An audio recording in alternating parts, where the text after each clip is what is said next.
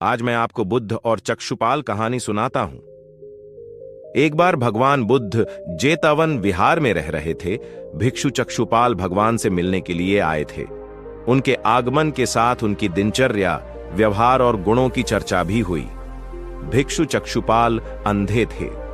एक दिन विहार के कुछ भिक्षुओं ने कुछ मरे हुए कीड़ों को चक्षुपाल की कुटी के बाहर पाया और उन्होंने चक्षुपाल की निंदा करनी शुरू कर दी कि उन्होंने इन जीवित प्राणियों की हत्या की।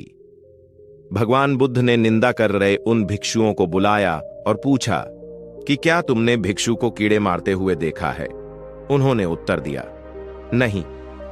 इस पर भगवान बुद्ध ने उन साधकों से कहा कि जैसे तुमने उन्हें कीड़ों को मारते हुए नहीं देखा, वैसे ही चक्षुपाल ने भी उन्हें मरते हुए नहीं देखा, और उन्होंने कीड़ों को जानबूझकर नहीं मारा है, इसलिए उनकी भर्त्सना करना उचित नहीं है। भिक्षुओं ने इसके बाद पूछा कि चक्षुपाल अंधे क्यों हैं? उन्होंने इस जन्म में अथवा पिछले जन्म में क्या पाप किए? भगवान बुद्ध ने चक्षुपाल के बारे में कहा कि वे पूर्व जन्म में एक चिकित्सक थे। एक अंधी स्त्री ने उनसे वादा किया था कि यदि वे उसकी आंखें ठीक कर देंगे तो वह और उसका परिवार उनके दास बन जाएंगे। स्त्री की आंखें ठीक हो गई, पर उसने दासी बनने के भय से यह मानने से इनकार कर दिया। चिकित्सक को तो पता था कि उस स्त्री की आंखें ठीक हो गई हैं, वह झूठ बोल रही है। उसे सबक सिखाने के लिए या बदला लेने के लिए चक्षुपाल ने दूसरी दवा दी। उस दवा से महिला फिर अंधी हो गई। वह कितना ही रोई पीटी, लेकिन चक्षुपाल जरा भी नहीं पसीजा। इस पाप के फलस्वरूप अगले जन्म में चिकित्सक को अंधा बनना पड़ा। एक बार भगवान बुद्ध अपने अनुयायियों के साथ किसी गांव में उपदेश देने जा रहे थे। उस गांव से पूर्व ही मार्ग में उन लोगों को जगह जगह बहुत सारे गड्ढे खुदे हुए मिले। बुद्ध के एक शिष्य ने उन गड्ढों को देखकर जिज्ञासा प्रकट की, आखिर इस तरह गड्ढे का खुदे होने का तात्पर्य क्या है? बुद्ध बोले, पानी की तलाश में किसी व्यक्ति ने इतने गड्ढे खोदे। यदि वह धैर्यपूर्वक एक ही स्थान पर गड्ढे खोदता तो उसे पानी अवश्य मिल जाता, पर वह थोड़ी देर गड्ढा खोदता और पानी न मिलने पर दूसरा गड्ढा खोदना शुरू कर देता। व्यक्ति को परिश्रम करने के साथ धैर्य भी रखना चाहिए। एक बार भगवान बुद्ध भिक्षा के लिए एक किसान के यहां पहुंचे। तथागत को भिक्षा के लिए आया देखकर किसान उपेक्षा से बोला, श्रमण, मैं हल जोतता हूं और तब खाता हूं। तुम्हें भी हल जोतना और बीज बोना चाहिए और तब खाना खाना चाहिए। बुद्ध ने कहा, महाराज, मैं भी खेती ही करता हूं। इस पर किसान को जिज्ञासा हुई और वह बोला, मैं न तो तुम्हारे पास हल देखता हूं, ना बैल और ना ही खेती का स्थल। तब आप कैसे कहते हैं कि आप भी खेती ही करते हो?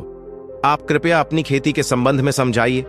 बुद्ध ने कहा, महाराज, मेरे पास श्रद्धा का बीज, तपस्या रूपी वर्षा और प्रजा रूपी जोत और हल है। पाप भीरुता का दंड है, विचार रूपी रस्सी है, स्मृति और जागरूकता रूपी हल की फाल और पेनी है। मैं वचन और कर्म में संयत रहता हूं। मैं अपनी इस खेती को बेकार घास से मुक्त रखता हूं और आनंद की फसल काट लेने तक प्रयत्नशील रहने वाला हूं। अप्रमाद मेरा बैल है जो बाधाएं देखकर भी पीछे मुंह नहीं मोड़ता है। वह मुझे सीधा शांति धाम तक ले जाता है। इस प्रकार मैं अमृत की खेती करता हूं। भगवान बुद्ध का जब पाटलिपुत्र में शुभागमन हुआ तो हर व्यक्ति अपनी अपनी सांपत्तिक स्थिति के अनुसार उन्हें उपहार देने की योजना बनाने लगा। राजा बिंबिसार ने भी कीमती हीरे, मोती और रत्न उन्हें पेश किए। बुद्ध देव ने सबको एक हाथ से सहर्ष स्वीकार किया। इसके बाद मंत्रियों, सेठों, साहूकारों ने अपने अपने उपहार उन्हें अर्पित किए और बुद्ध देव ने उन सबको एक हाथ से स्वीकार कर लिया। इतने में एक बुढ़िया लाठी टेकते वहां आई। बुद्ध देव को प्रणाम कर वह बोली, भगवान, जिस समय आपके आने का समाचार मुझे मिला उस समय मैं यह अनार खा रही थी। मेरे पास कोई दूसरी चीज न होने के कारण मैं इस अधखाए फल को ही ले आई हूं। यदि आप मेरी इस तुच्छ भेंट स्वीकार करें तो मैं अहोभाग्य समझूंगी। भगवान बुद्ध ने दोनों हाथ सामने कर वह फल ग्रहण किया। राजा बिंबिसार ने जब यह देखा तो उन्होंने बुद्ध देव से कहा, भगवान, क्षमा करें, एक प्रश्न पूछना चाहता हूं। हम सब ने आपको कीमती और बड़े बड़े उपहार दिए जिन्हें आपने एक हाथ से ग्रहण किया, लेकिन इस बुढ़िया द्वारा दिए गए छोटे एवं झूठे फल को आपने दोनों हाथों से ग्रहण किया, ऐसा क्यों? यह सुन बुद्धदेव मुस्कुराए और बोले, राजन, आप सबने अवश्य बहुमूल्य उपहार दिए हैं, किंतु यह सब आपकी संपत्ति का 10वां हिस्सा भी नहीं है। आपने यह दान दीनों और गरीबों की भलाई के लिए नहीं किया है, इसलिए आपका यह दान सात्विक दान की श्रेणी में नहीं आ सकता। इसके विपरीत इस बुढ़िया ने अपने मुंह का कौर ही मुझे दे डाला है। भले ही यह बुढ़िया निर्धन है, लेकिन इसे संपत्ति की कोई लालसा नहीं है। यही कारण है कि इसका दान मैंने खुले हृदय से दोनों हाथों से स्वीकार किया है।